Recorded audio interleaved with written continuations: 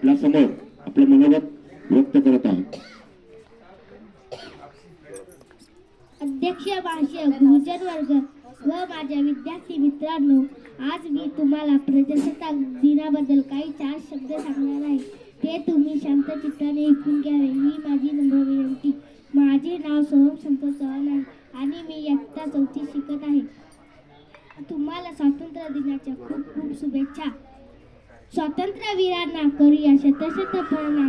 त्यांच्या निस्वार्थ त्यागाने भारत बनला महान.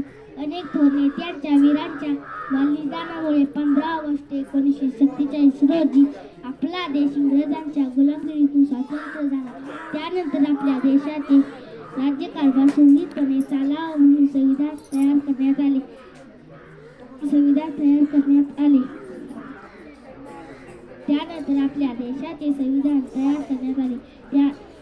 डॉक्टर बाबासाहेब आंबेडकर यांचे अध्यक्षतेखाली 2 वर्षे 11 महिने 18 दिवस परिश्रम घेऊन देशाचे समृद्ध संविधान तयार करण्यात आले, अंमलात आले. धन्यवाद. एवढे बोलून मी माझे भाषण संपवतो. जय हिंद, जय भारत.